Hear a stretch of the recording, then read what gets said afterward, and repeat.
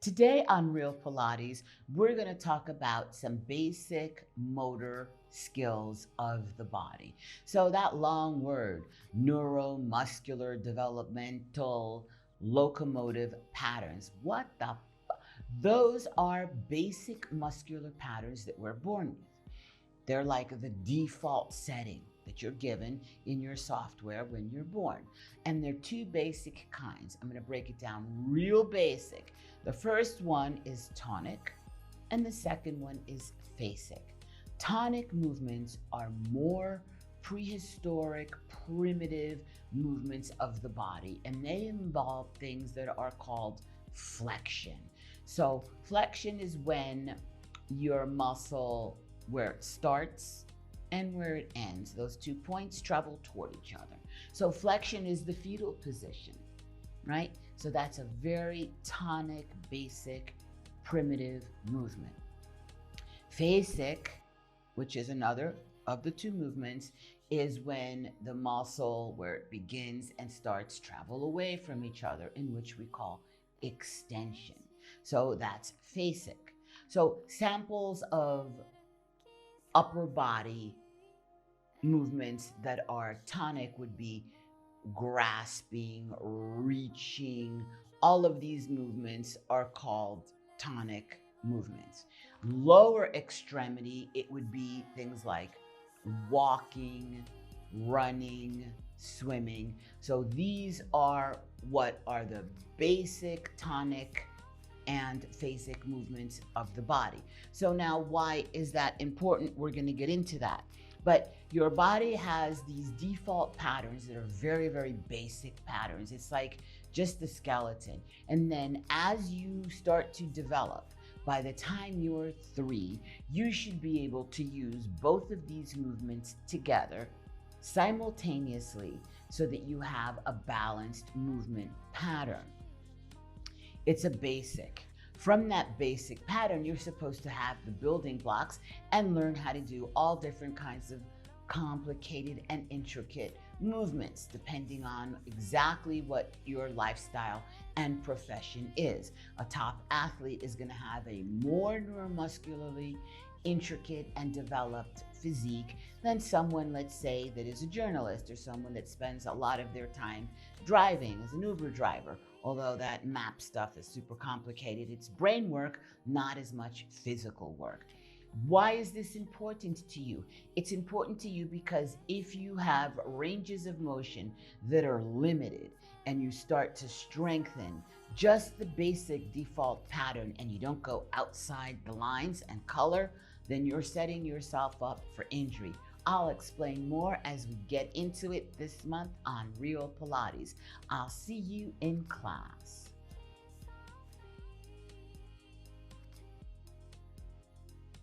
Today on Real Pilates, we're going to continue to talk about specific things revolving around phasic and tonic movements. When you walk, for example, and you take your first step, let's say that your right arm comes forward and your left leg comes forward in opposition. Those are two tonic movements that happen together because they are movements that are in that tonic, like the fetal position, the bone start and end moving toward each other where the muscles attach, okay? At the same time that I'm doing a set of tonic movements with my right arm and left leg, my left arm and right leg are going to be doing phasic movements because they're going away in extension. So you're walking and you're doing tonic, phasic in balance. And you're saying like, okay, who cares about this stuff? When you walk, if your heel, as you take that step forward, when your heel is down and your toe is up and you're switching your weight between the two, there's a little blend spot. If you don't pick up that back heel as you step forward quickly enough in the right rhythm that is supposed to be in a movement pattern, a sequential movement pattern, then you're going to start to disrupt things further up the movement pattern, because we have all kinds of sequential movement patterns. That's just a real basic one I want you to look at to understand how those two different phases work together. So what happens? You start to stress the knee. When you're not getting that rotation that you're supposed to do between those two phases, you're not getting the right amount of rotation in your body. So you're not stimulating your lymphatic system. You can be overstressing the shoulder and the neck because now you're walking and you're stiff and you're rigid. And you'll see as people age, they start to walk more sideways, as opposed to like the models that swing the shoulder and swing that hip. That picking up of that heel is what really starts that whole motor phase going. So when we do stuff in class and we're using our feet and we do point, flex, or we're standing or we're seated and we do sequential movements, what we're trying to do is we are trying to re-educate your body so that these basic sequential movements, tonic and phasic, become so perfect that everything that we build on top of them is now built on a solid foundation. I was surprised, and I am, when I look around and I see people on the street that don't even know how to walk correctly because they have their basic motor skills uneducated. I want to say stupid, but I don't want to be mean. It's like not their fault. How do you get like that, you're thinking? You get like that by always doing the same movements, the same ranges. People go to the gym, they do this, they do their cardio, and they don't do a variation of movements, variated speeds and lengths of movement. And that's what starts to keep that body in its natural sequence so that you could feel great and look more pretty. This is Pilates Master Nikki, and I'll see you in class.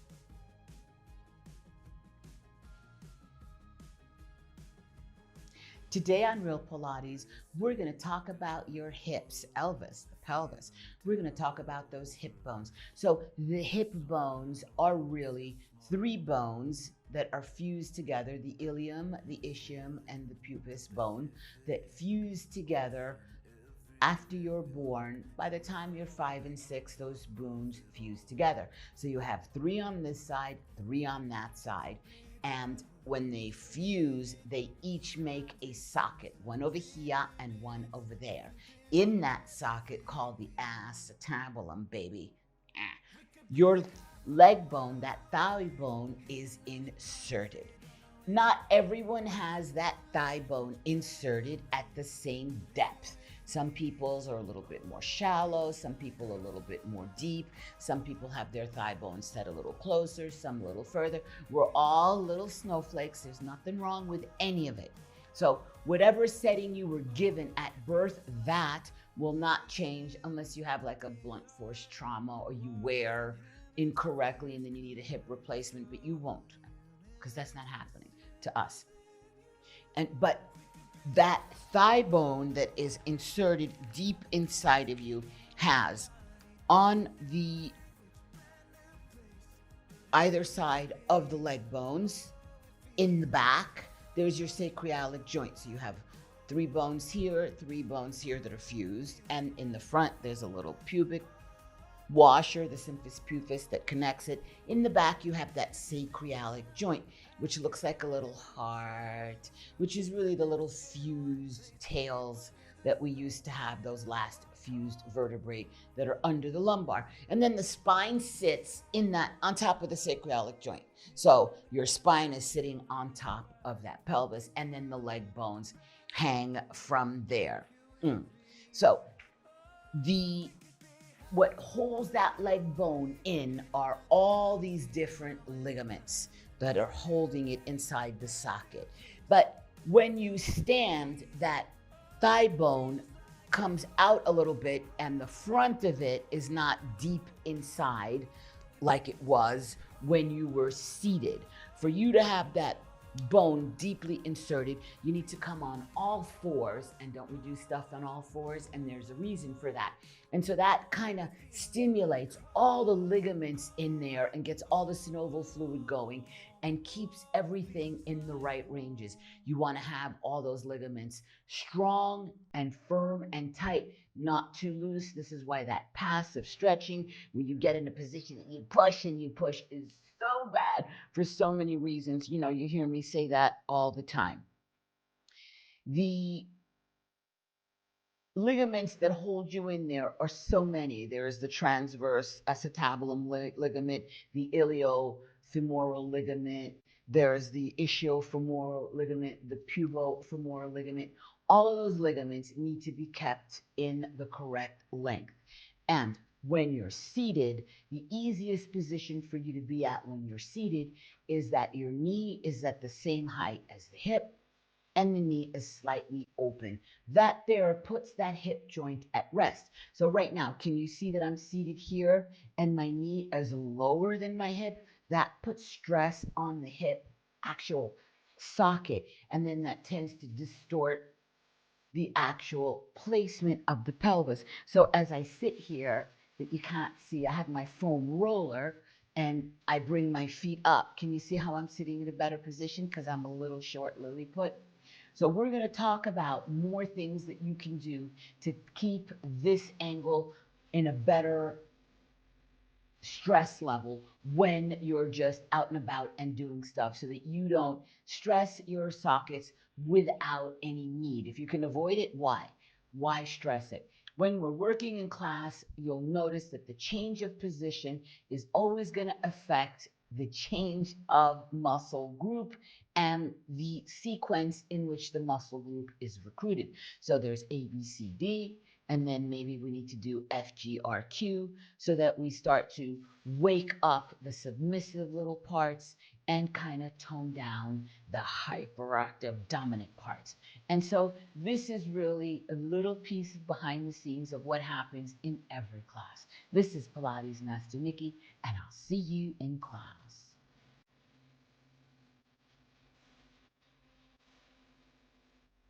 Today on Real Pilates, we're going to continue to talk about the hip bones. So your hip bones are designed so that they work in unison, or they can work in opposition, or they can work one at a time. So let me give you some examples of that. When your leg is quiet, we call that the leg bone is fixed, static, it's not moving. I can change the angle of my pelvis by doing a C curve. I can do a porno star. I can do a side to side movement of my hip. See how I'm lifting my butt cheek up, this one and that one. And so these are all movements that are done with the leg bone quiet, fixed. But I can also, with the leg bone moving up and down. So this leg bone is now static or fixed, and this leg bone is sliding up and down, and it's moving the pelvis. So that does a whole other different thing to the same muscles, and there's a whole reason of sequence why that is done. So I'm stressing the one that's quiet as I move this other one. This one here, as it's changing length, we call that a contraction that is isotonic, is having one kind of a thing done to it.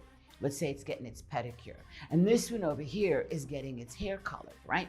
Because now this is making a contraction that is isometric. And then I do that on the other side. But we can also take that leg and turn it in and turn it out. Turning that leg turns that whole hip, turns that whole waist, changes the stress of the bottom of the abs. All of these movements, when they're done in a certain sequence, keep the health of that hip joint and help regulate the length of the thigh muscles. Because at the end of the day, I have never seen a bone move on its own outside of a few voodoo ceremonies I've been to. Usually a bone will move only when the muscle pulls on it and makes it move. So if your bone position is not correct, it's because the muscles are not educated and holding that bone where it needs to be. This is Pilates Master Nikki, and I got you covered on this. Just show up to class, and I'll see you in class. Yes, I will.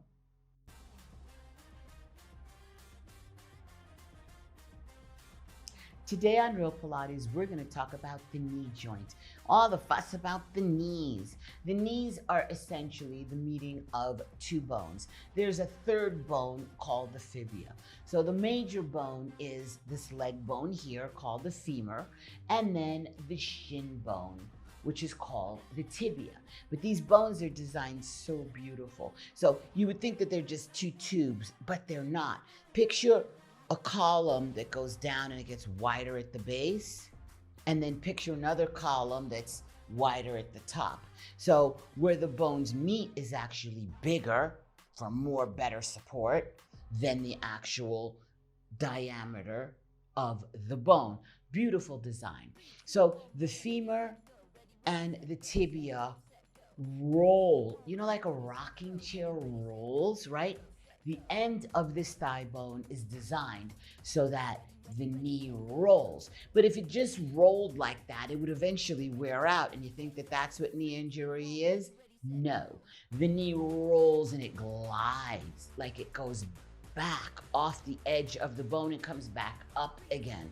I know, it's fabulous. The design just blows my mind. The more I see it, the more I adore it. There are these washers, you know what a washer is? It kind of holds stuff in place. These two little washer on the bottom, on the fibula part, that are a C shape, and they're called menisci. Though it's plural, meniscus is just one. These menisci also shift and move, and they pump synovial fluid to keep that rocking chair gliding movement of the knee nice and honky-dory and all moving smoothly. This thigh bone gets a double load. It gets a load from the top, right? You're walking, swinging the arms, carrying things, picking up things, and then it gets a load from the bottom. You slam your heels when you walk, and I always tell you not to. You run, you know, you play ball, you play soccer, you're running to get whatever, the ball. So this thigh bone gets a double load from the top and from the bottom, just like the spine does. It's important to keep this bone in the right angle within the top, but also at the bottom. The feet are super important. We're going to talk about that later on. But the thing that holds these three bones, the femur, the tibia, and that little side bone called the fibula, together is not just ligaments. There are muscles that cross the knee in all kinds of directions. And we're going to talk more about that in days to come. But I want you to understand the concept of what is the knee. It's just a meeting place, like the bar. It's just the bar. It's what you do at the bar that counts. It is the way that the muscles hold that knee joint together that is going to say you're going to have knees that are in perfect condition till you're 210, and then you're going to drop dead without knee pain. And that is my wish for you. This is Pilates Master Nikki. We'll take care of those knees. I'll see you in class.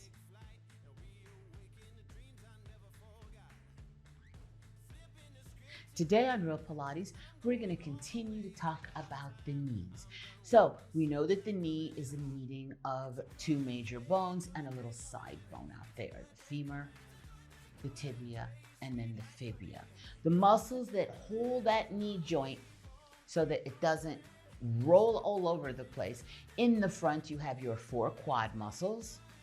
One of those muscles crosses the hip and the knee. The other three don't. They just insert on this bone in different spots.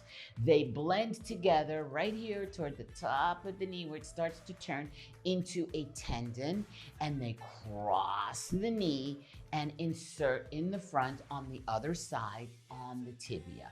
And there's like a little condyle. You ever have like a pulley where you pull and the clothes come on? You know that little wheel where the string goes in? That's the little condyle kind of what the knee has. It kind of shifts in there a little bit without getting all technical with the Q angle and all of that, just so that you basically understand that that's the front.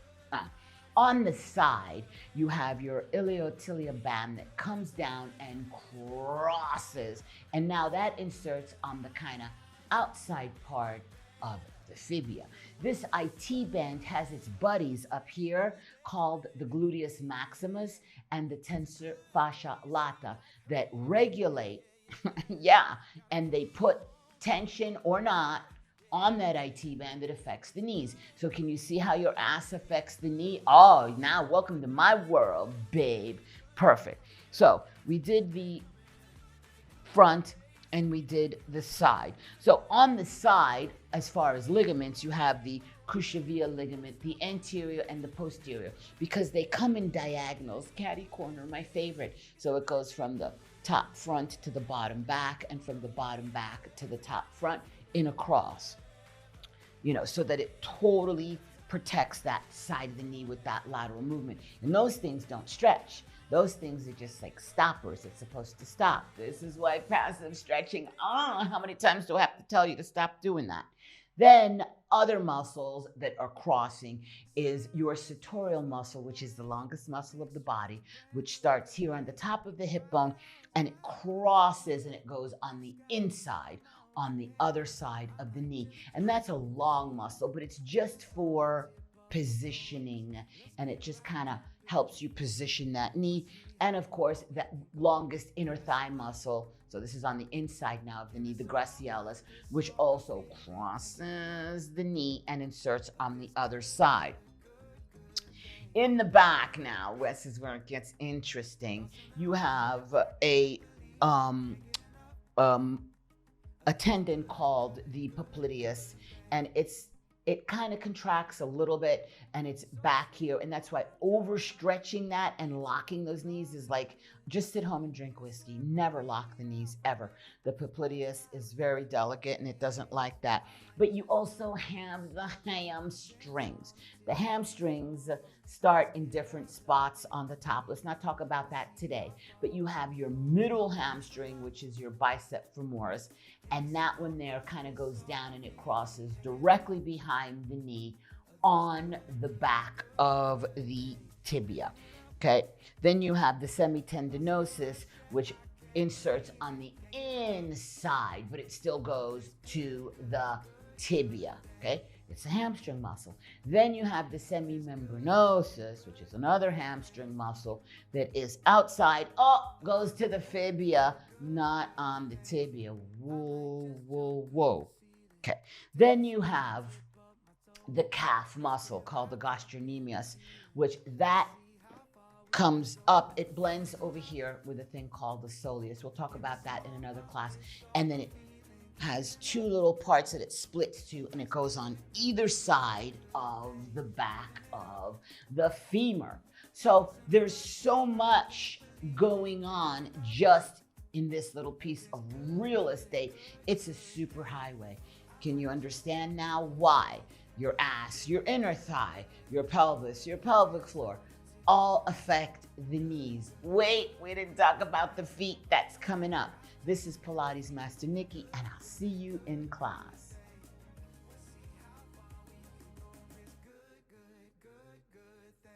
Today on Real Pilates, we're going to talk about some knee conditions. So, your knee is your femur and your tibia and your fibula. And as you have your space, some people's hips are wider, some are more narrow. This leg bone doesn't go straight down. It goes at a little bit of an angle. And that angle where it relates to the center of the knee is a very technical thing called the Q angle. Forget about that. We don't want to talk about that. That's too complicated. But what I want you to understand is when the people get what is that, the knees go inward in that knock knee. So instead of this leg angle being gentle, it's too sharp. The knees are inward, and then from the knee to the ankle, instead of the tibia being nice and straight or at a very, very, very slight angle, those shin bones are outward. Now I'm exaggerating it for you, okay? So that is Bhaksavara, or that's called Vargam. When you have the opposite, right, the cowboys, the Vargam, the top part here is too straight. The angle that's supposed to slope this way is less. And then you have from the knee outward that bow. I can't even do that one. But you know, it's the bowing. It looks like you're walking and you're sitting on a horse. You've ever seen that? Right? That bow leg. And so some people are born like that, and you know, they get through life and they don't have any pain, and they're good. Some people are born like that, and then it progresses and it gets worse because they don't do anything to just arrest it and just stop it and maybe reel it in a little bit. And so they start to wear their knee joints, and then that's something that's a little bit more complicated. But there are people that are born with great legs and develop a little bit of a knock knee, a Vaksavara, because they do repetitive motion stuff. If you start to hyper train one aspect of the muscles that compromise the knee joint, you're going to start to pull the bone out of position. So the bone that's in you right now, every single one of them, hold on, I got to get my foam roller so that my knees are happy. Those bones are not the same bones that were there last year. Your body regenerates everything. It takes about a year. So when you let your hair grow, it takes more than a year. But your fingernails, your bone, your skin, it starts to regenerate. So that's not the same bone you had last year. So if the muscle is starting to pull on the bone, instead of the bone coming back at its natural angle, it starts to distort. And this is how people end up curved. You can uncurve those people gently if they come and they have a great Pilates teacher and they do some great therapy. They can uncurl, and that's the premise of all the Pilates work. But the people that have those issues then have hip issues, because then everything is out of whack. It throws. Remember, the spine is sitting in the center of the back there in that sacroiliac joint. Your spine sits. So if your knees are crooked, it throws the spine off. It throws the neck, the shoulders. You see where I'm going with this. So these are muscles that are not educated to hold the bones in their optimal position. And it affects upward and it affects downward, and it can affect only up, only down, or both, unfortunately. So sometimes you will have somebody that has a pain in their shoulder, and you go and they look and they say there's nothing wrong there, but there's inflammation, so let's give you a shot, and I don't know, do this and that up a ladder with your arm, you know, the therapy that they do. And it just gets chronic because that friction is coming from an alignment from the knee and from the hip.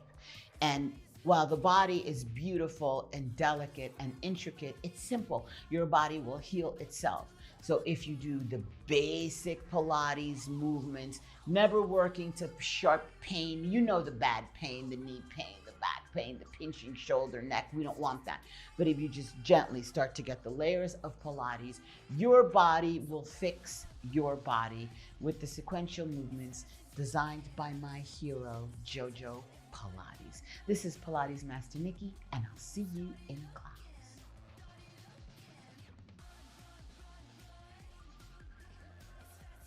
Today on Real Pilates, we're going to talk about why parallel legs and feet, mommy. When your legs are in parallel, it puts the hip socket in a particular position and angle, which we call neutral, which then puts the spine in neutral. Neutral is when you're at resting length and all the bones are in their designed position without you making an effort. So the parallel enables the bone to get into a better position because the muscles are put into the length that they need to stay in to hold the body in position. So we are training the body through parallel position. Sometimes on some exercises and parts of sequence, I will turn the leg always from the thigh, right? Never forcing the knee, always turning the knee, foot, and all of it from the thigh in ballerina turnout, because I'm trying to quiet some muscles that are hyperactive and wake up other ones that are more shy and they have become submissive so that you can be in better neutral parallel position. Sometimes I'll do a pigeon-toed position. Pigeon-toed stuff is so challenging, and yet it is so beneficial for the hip socket, for the butt muscles, for the low back, and for the bottom of your abs, the pelvic floor, to lift it up. If you've had a baby or you've just done a lot of seated work, sometimes the pelvic floor gets too stretched out and stays down, and then that starts to affect the angle of the hip and the position of the leg and the knees. I know, but it can all the crumbs can be gathered into the center of the room and then sucked up with the vacuum cleaner, and then you'll be happy as a clam.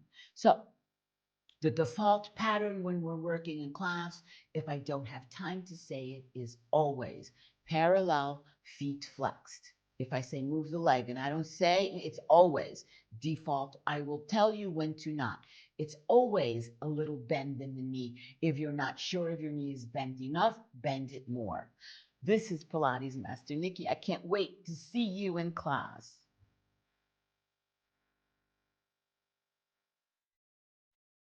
Today on Real Pilates, we're going to talk about your put 'em little feet.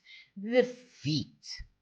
Your feet articulate to the femur through the calf muscle.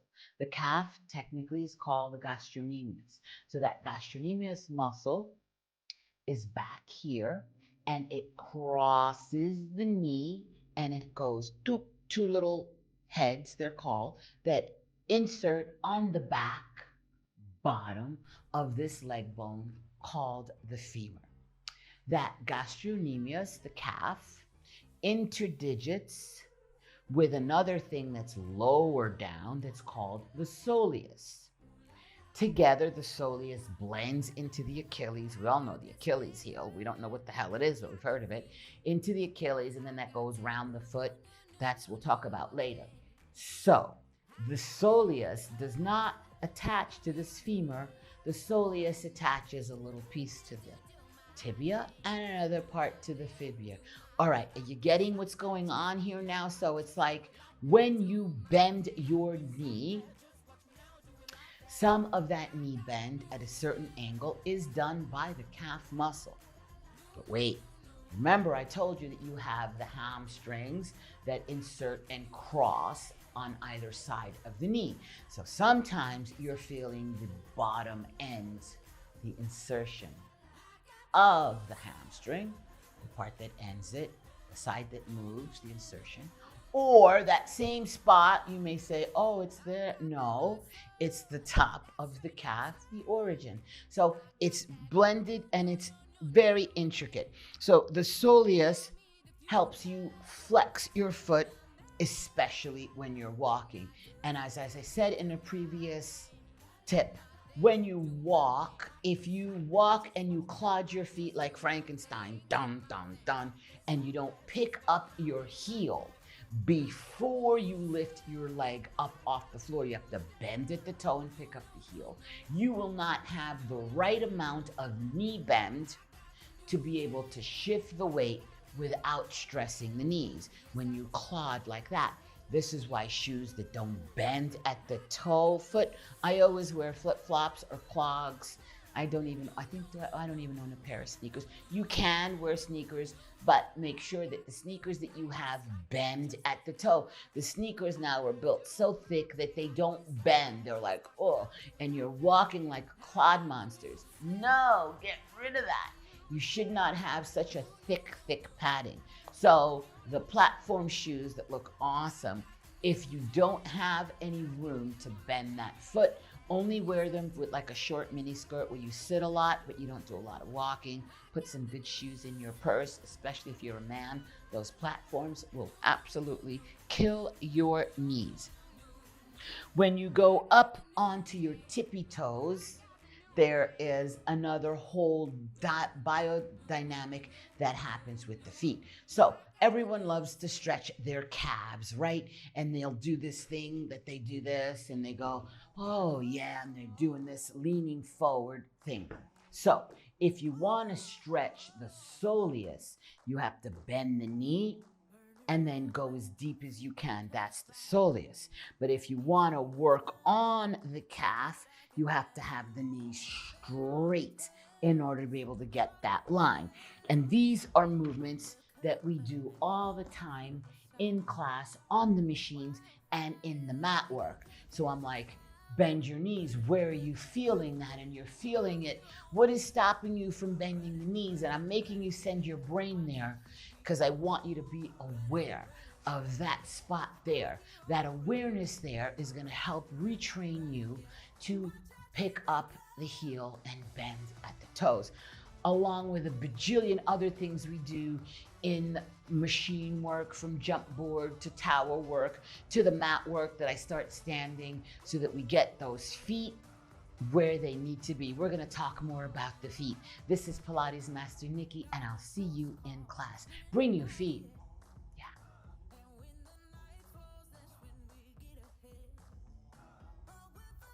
Today on Real Pilates, we're gonna talk about the toes. Ooh, I love my little put-em toes. So the toes have muscles that attach on the top of the foot, and the toes that attach, the muscles that attach to the toes on the top of the foot, most of them are attached, all of them are attached to either the tibia, the fibia, or some of them both. Those are all the muscles on the top. The muscles that are underneath the foot, we're going to talk about later. But as we talk about this big toe, the big toe is critical toe out of all 5, hopefully you have, for balance and for stability. This toe here has a muscle called the tibialis anterior. And that muscle, yes, it's on the tibia. You're getting so good at anatomy. And it goes down to the very first bend of the toe here, just past the foot part.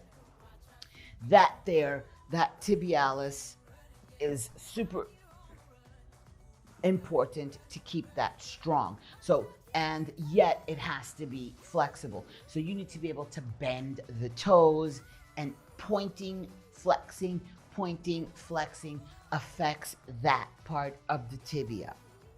The balancing when you're on a demi point, because there's another muscle that we're going to talk about that attaches to the tip of that toe. All of the muscles that are on the top that insert on the front and on the side of your tibia and fibia, those are bound together with a band that crosses, and there are several of them that cross the feet. These bands help keep all those muscles in place so that you can put exertion on your feet, and some of them interdigit with other muscles that help lift up the arch and create a sling to give you stability. People's feet start to get weak because they don't use their feet. Their shoes are too thick, they're not walking enough, they're not pushing with their toes when they walk. The running in place that we do on the Reformer, where you grip with the toes, the bar work, the point flex work, all of that stuff helps you keep the ranges that you need to have within the feet muscles. So if your foot sits and it's not sitting right and it rolls in or it rolls out, or you're putting too much pressure on the toes, too much pressure on the heels, that is going to affect greatly the knee joint, the hip joint, and then yes, to the spine. There is a connection, especially at the ball of the feet. We're going to talk about that really connects the low abdominal, the transverse abdominal, those pelvic floor muscles into the feet. You are designed that with every step that you take when your toe bends, you activate the bottom of the stomach to help lift the lower abs upward and pull them inward. Like a girdle, we have our girdle and it's attached to our feet. This is Pilates Master Nikki, and I'll see you in class.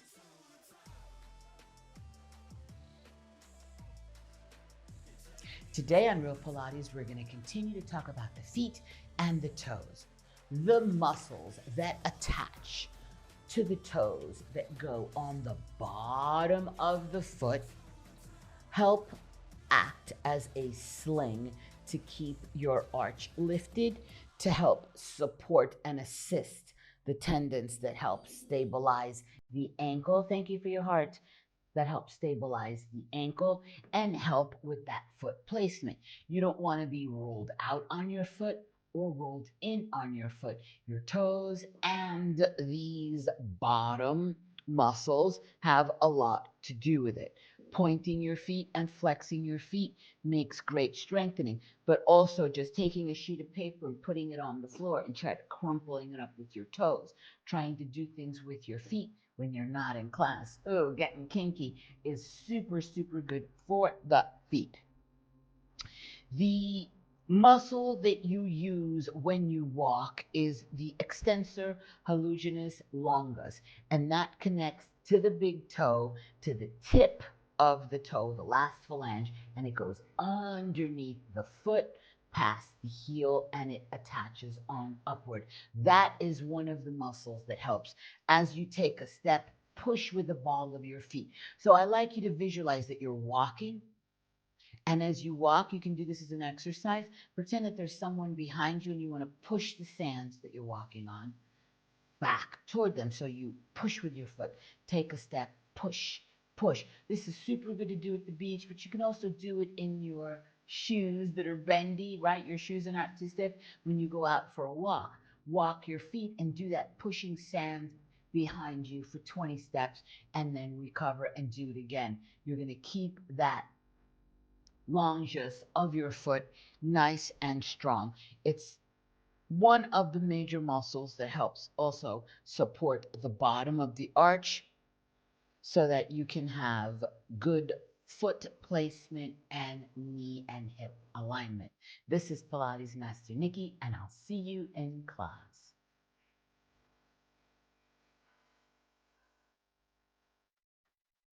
Today on Real Pilates, we're going to continue to talk about the foot and the ankle.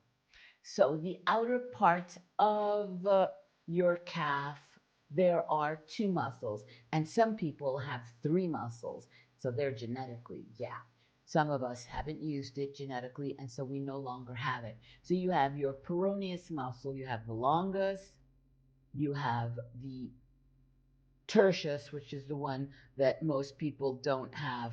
And those muscles start at the top, behind the fibia, and they come out to the side of the muscle. So that is one of the major muscle groups that keep your feet from rolling too much outward on the pinky.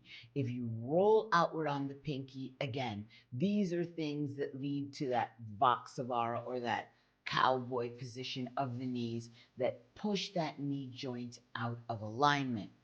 You should always make sure by checking the bottoms of your shoes after you've used them for a while, your sneakers or your shoes, and look at them and look at the wear of your feet.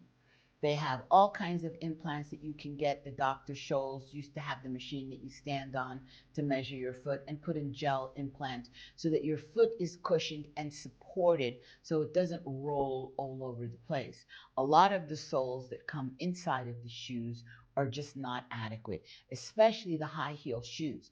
But they do sell little gel cushion things that you could put in just the heel or little cushion of gel that you could put at the ball of foot so that you have a better range of motion laterally, so that you have ankle stability and better balance. This is Pilates Master Nikki, and I'll see you in class.